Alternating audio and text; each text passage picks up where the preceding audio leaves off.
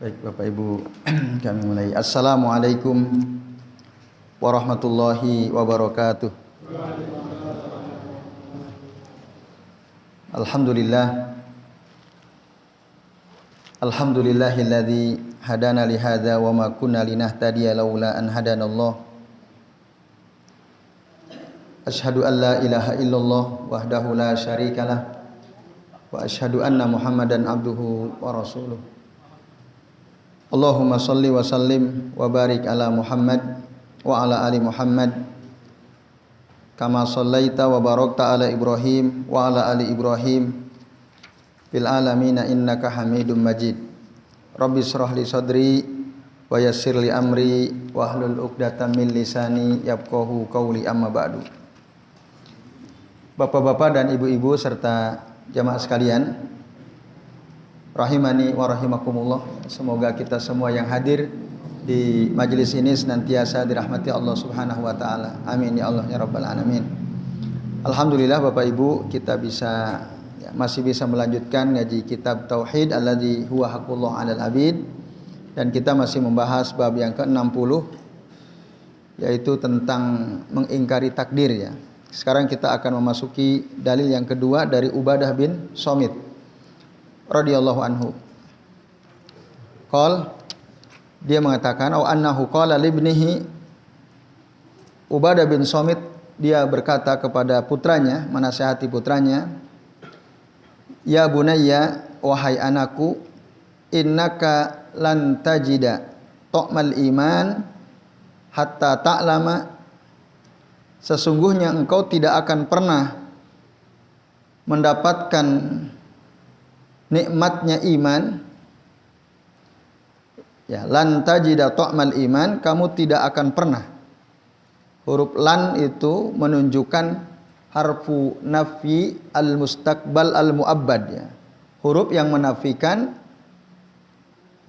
sesuatu yang akan terjadi di masa yang akan datang, dan ini bersifat abadi. Artinya enggak mungkin kamu akan merasakan nikmatnya iman hatta, sampai tak lama, sampai engkau tahu anna ma asobaka, bahwa apa yang menimpa dirimu atau ditakdirkan menimpa dirimu, lam yakun liyukhti'aka, tidak mungkin luput darimu ya. Sampai kamu tahu itu gitu, bahwa sesuatu yang sudah ditakdirkan Allah Ta'ala akan menimpa dirimu itu gak mungkin luput, pasti kena. Sampai kamu tahu itu. Wa ma akhto'aka lam yakun liyusibaka, dan apa yang luput darimu tidak mungkin menimpa dirimu ya. Apa yang tidak meluput darimu, artinya Allah tidak takdirkan itu terjadi pada dirimu, maka lam yakun yusibaka, enggak mungkin menimpa kamu. Nah, kita harus sadar betul itu. Lalu kata bapaknya Ubadah bin Somit, sami'tu Rasulullah sallallahu alaihi wasallam yaqul, aku mendengar Rasulullah SAW beliau bersabda, inna awwala ma khalaqallahu al-qalama, sesungguhnya yang pertama-tama Allah ciptakan adalah pena. Faqala lahu uktub, lalu Allah Ta'ala berkata kepada si pena ini, tulislah. Faqala, lalu si pena itu pun bertanya, Rabbi wa madza aktub, Tuhanku apa yang aku harus tulis? Qala, lalu Allah mengatakan, uktub maqadira kulli syai'in hatta taquma as-saah, tulislah olehmu wahai pena takdir segala sesuatu sampai hari kiamat terjadi, hatta taquma as-saah.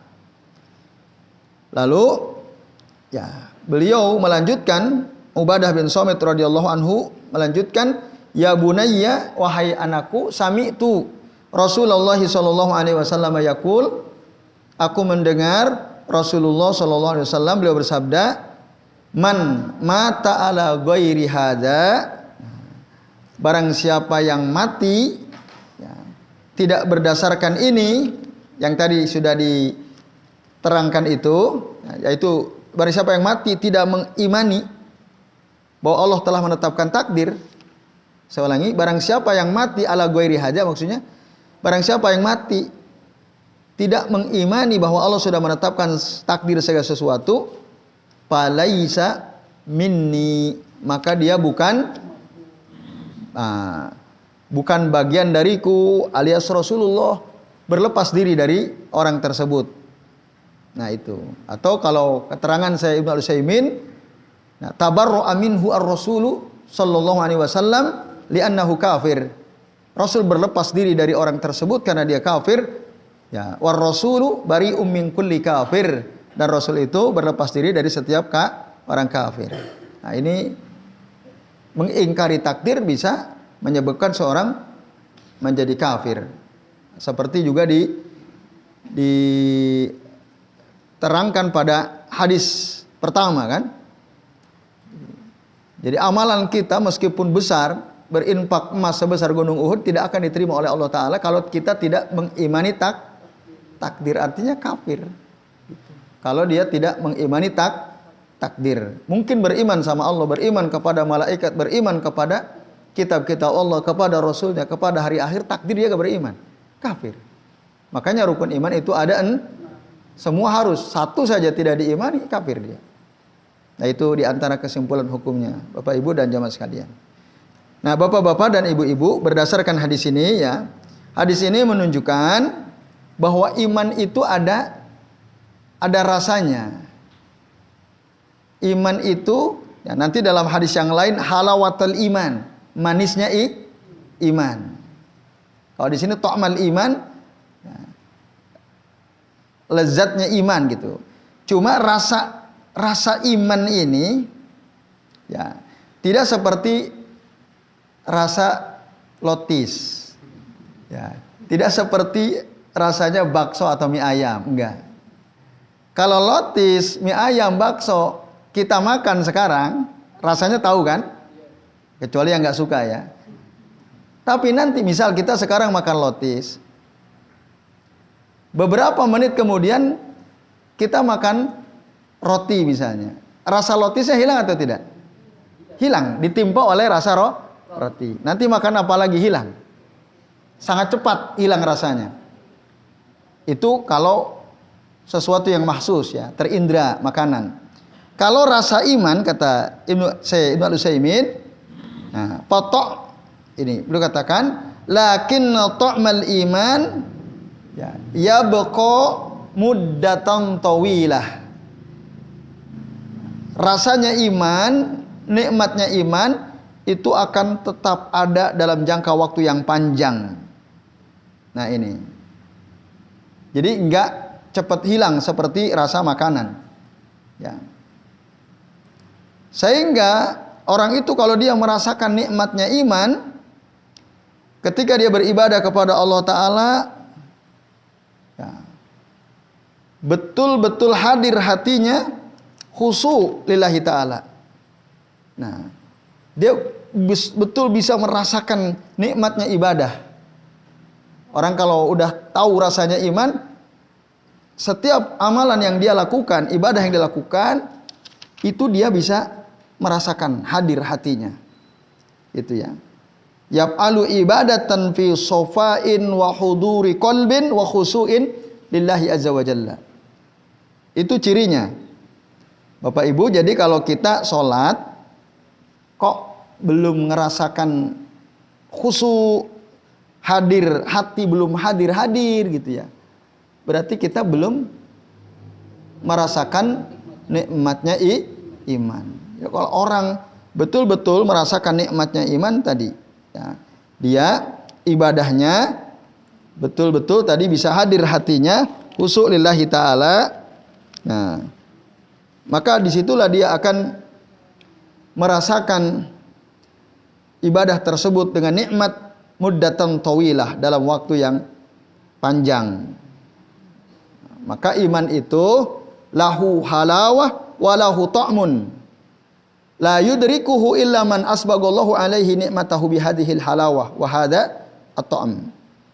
Iman itu dia punya rasa manis. Iman itu tidak bisa dirasakan manisnya iman, nikmatnya iman, kecuali orang yang oleh Allah diberikan nikmat. nikmat ini.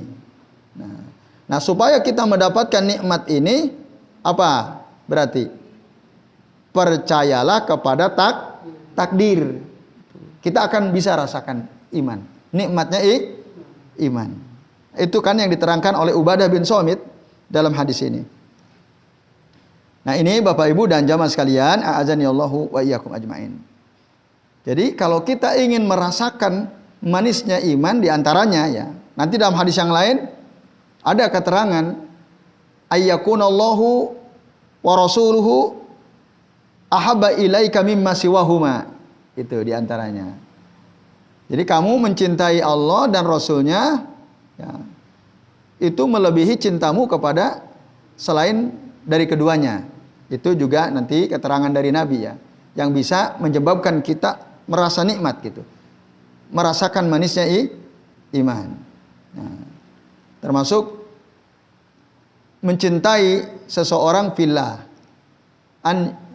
ya, yuhibba ahadan fillahi, ya, mencintai seseorang juga karena Allah. Nah, itu nanti juga di antara perkara yang bisa membuat kita bisa merasakan manisnya iman, Bapak Ibu dan hadirin sekalian. Itu ya, keterangan yang pertama. Yang kedua, Bapak Ibu,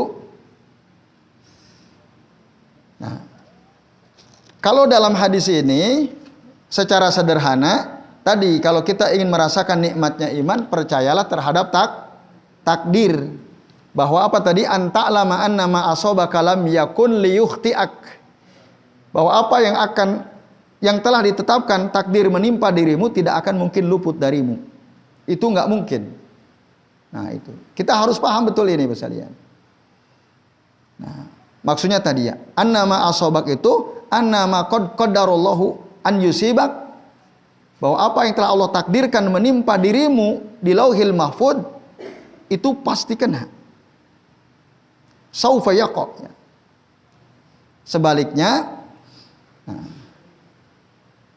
kalau tidak ditakdirkan tidak akan kena.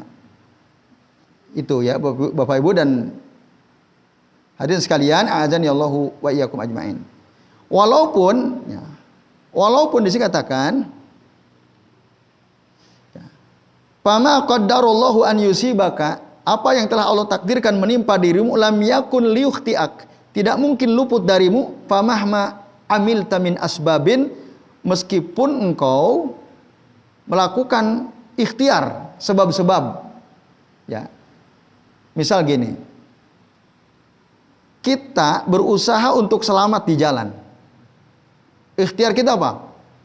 Satu, pakai helm. Semua motor servis baik. Pakai jaket yang tebel, gitu ya.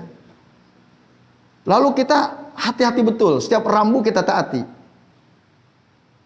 Tapi karena takdir Allah untuk kita, ketetapan Allah untuk kita, kita akan tertabrak. Seberapapun hati-hatinya kita akan tertabrak atau tidak? Ketabrak itu. Kita udah ikhtiar betul.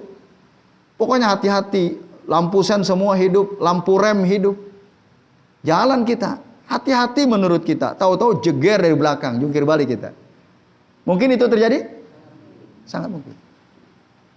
Ikhtiar kita lakukan. Tapi kalau Allah sudah tetapkan akan tertabrak kita, pasti terjadi. Tidak mungkin bisa Nah, itu Bapak Ibu dan hadirin sekalian, a'azanillahu wa iyyakum ajmain. Maka jangan pernah berkata, duh, andai kata tadi aku nggak berangkat aja, mungkin aku nggak tertabrak. Ini nggak boleh ngomong begitu itu.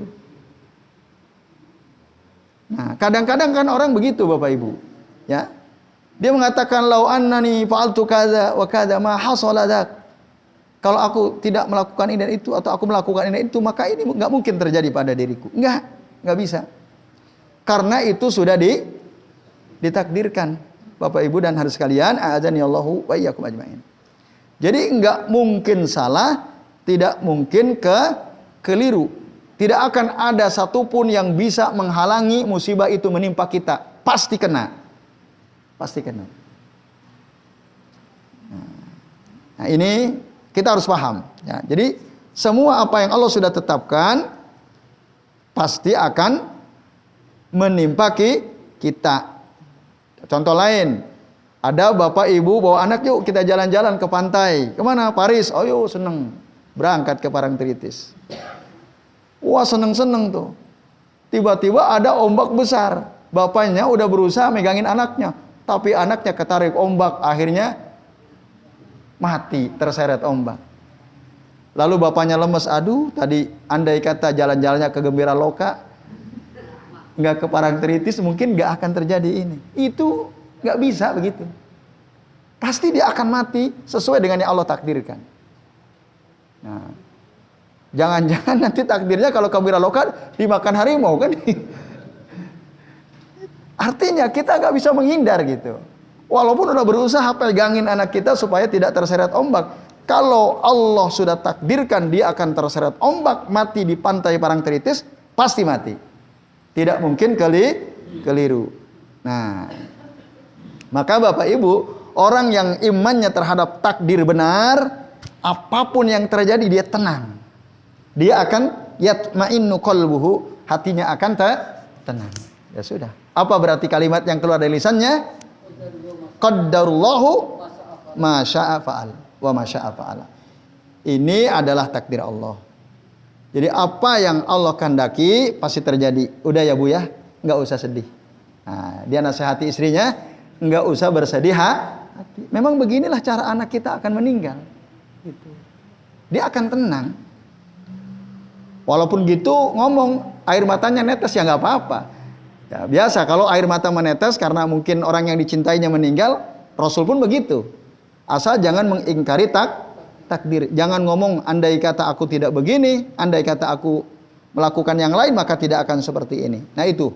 Kalau kita ngomong begitu nanti fa inna lau, kita udah bahas ya, lau itu. Fa inna lau tabtahu amal syaitan. Karena kalau kita mengatakan aduh, seandainya tadi kita nggak jalan-jalan ke pantai, kita nggak akan kehilangan anak misalnya. Nah itu bahaya, nanti syaitan akan masuk. Kalau udah masuk, akhirnya ngelokro, lambat laun, stres, makan nggak mau, karena makan nggak mau, kena sakit. Sakit biayanya mahal, nggak punya duit, gantung diri akhirnya. Nah itu syaitan masuk tuh. Nah ini Bapak Ibu sekalian, gara-gara apa?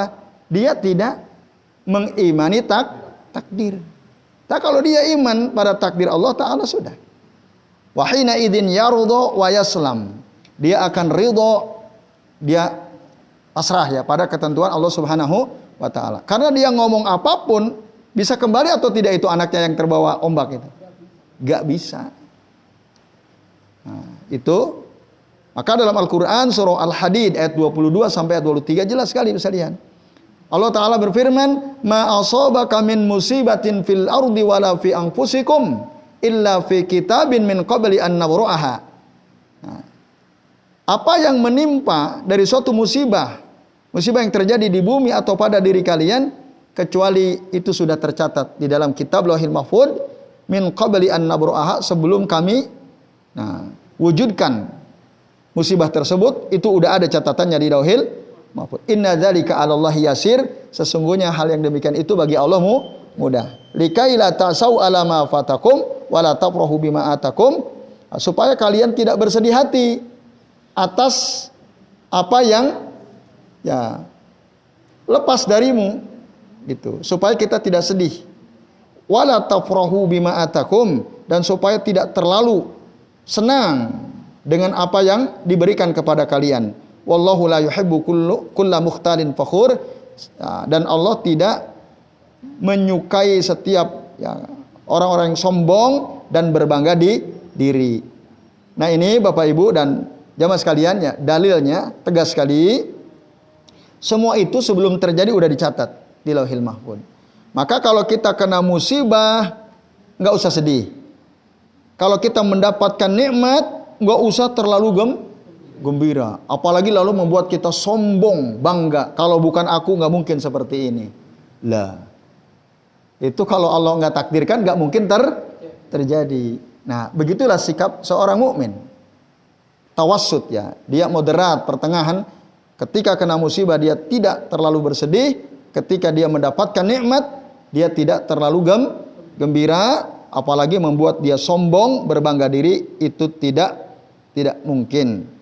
Nah, ini bapak-bapak dan ibu-ibu serta jamaah sekalian, a'azani Allah wa iyyakum ajmain. Oke, ini udah waktu Isya.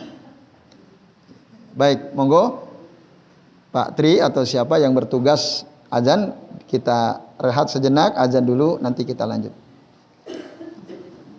Alhamdulillah Bapak Ibu, kita sudah sampai ke waktu Isya ya. Sambil menunggu waktu iqamah, saya akan menyampaikan tambahan keterangan dari hadis ini ya. Dalam kitab Al-Qaul Al-Mufid fi A'la Kitab Tauhid, saya Ibnu Al-Utsaimin, beliau mengatakan bahwa apa yang kita bisa ambil faedah dari hadis ini, Bapak sekalian, beliau mengatakan setidaknya ada 2 faedah penting dari hadis dalil yang kedua ini, selain tadi yang sudah diterangkan itu ya. Yang pertama, ma yustafadu min hadal hadis, apa yang faedah yang bisa kita ambil dari hadis ini adalah mulatafatul abna bil mau'izah. Ya.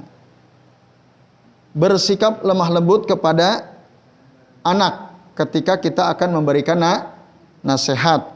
Makanya tadi Ubadah bin Samit mengatakan ya bunayya, wahai anakku gitu. Nah, lalu dikatakan innaka lan tajida ta'mal iman dan seterusnya. Nah, sekaligus Bapak sekalian, yang kedua, hadis ini menunjukkan bahwa ya, orang tua itu sebagaimana Ubadah bin Samit tadi, nah, seharusnya dia menasehati anak dan memberitahu hukum segala sesuatu yang ingin disampaikan dalam nasihatnya itu, hendaknya dia juga berusaha untuk menjelaskan dalilnya. Nah, ini penting. Nah, ini catatan ini penting. Karena apa? Kebanyakan orang ya, kebanyakan kita kalau kita ngasih tahu anak, kita apa? Tidak nyebutin dalil. Tidak nyebutin dalil. Ini penting. Coba tadi perhatikan Ubadah bin Samit.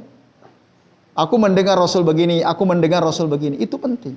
Disampaikan hadisnya, sampaikan dalilnya. Jangan hanya bilang, "Nak, jangan makan pakai tangan kiri." Kenapa, Pak? Itu cara makannya setan. Udah gitu. Jangan. Nggak cukup begitu maksudnya. Boleh, tapi tidak sempurna. Nah, usahakanlah seperti para sahabat ketika menasihati anak-anak mereka. Menjelaskan hukum satu perkara kepada anaknya, lalu menjelaskan rujukannya, sandarannya. Itu seorang ayah kepada anak.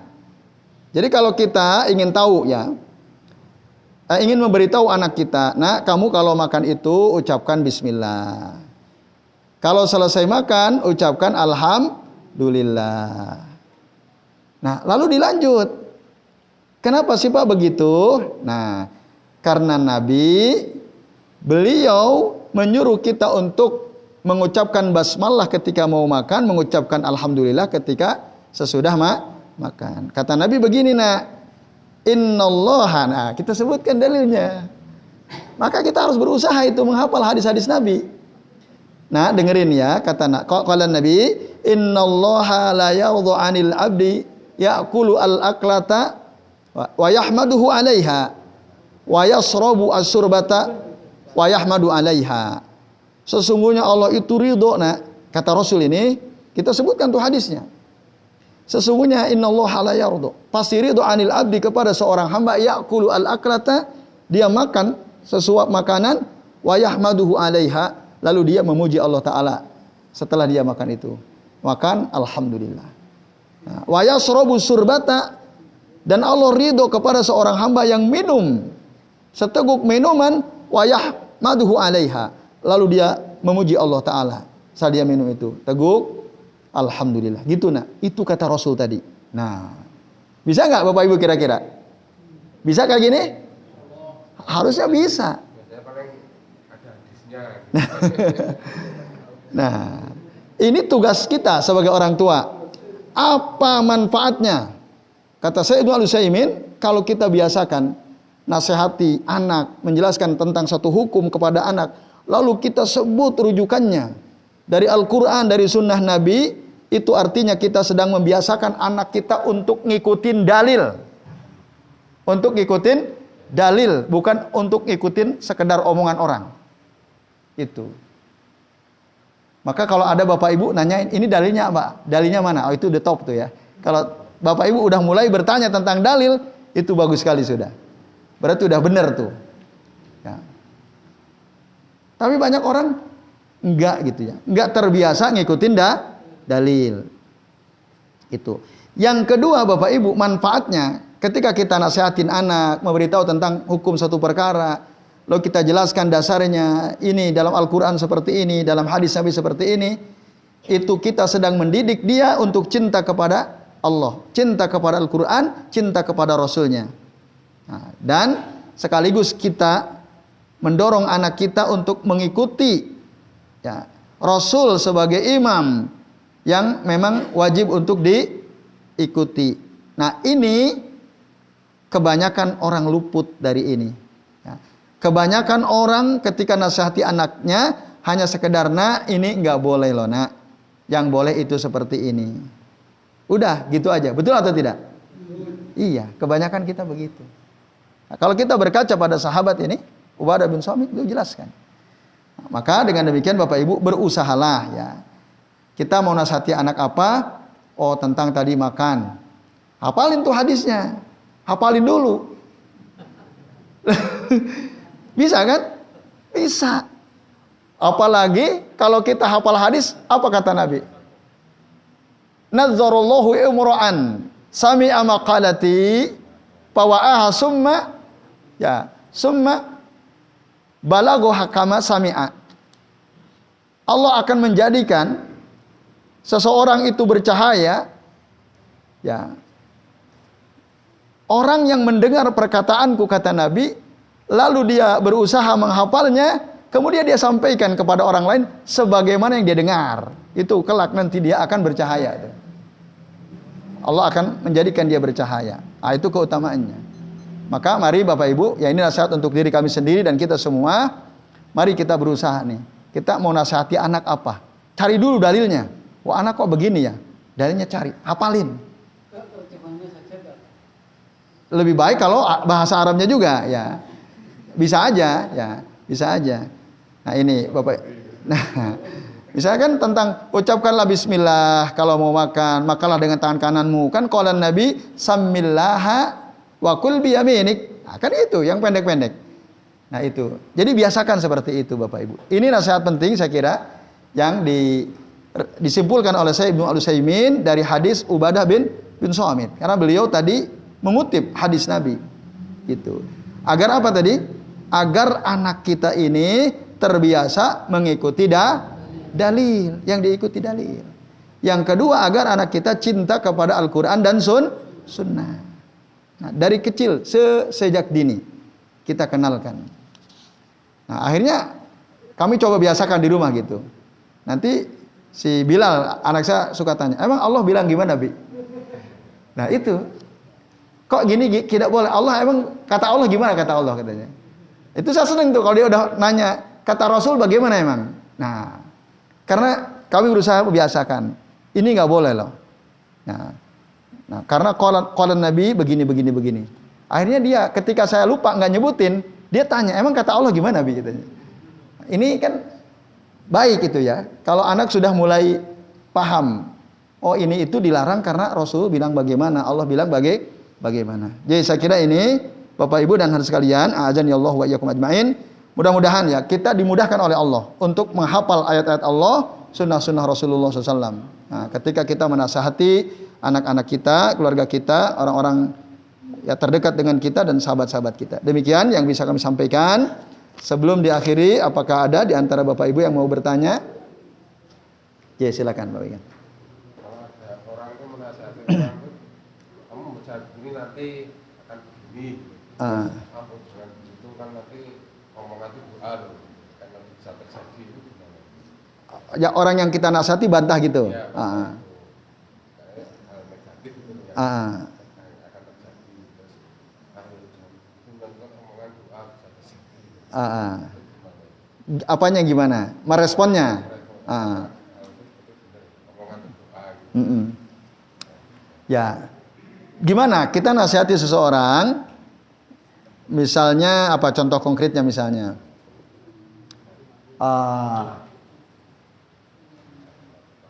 Apa contoh konkretnya misalnya? Apa Pak? Kamu jangan begini, nanti akan begini misalnya. Apa bisa kasih contoh konkret nggak? Jangan ngebut, nanti kamu tabrakan. Ya, betul kan? Nah, jangan ngebut nanti tabrakan.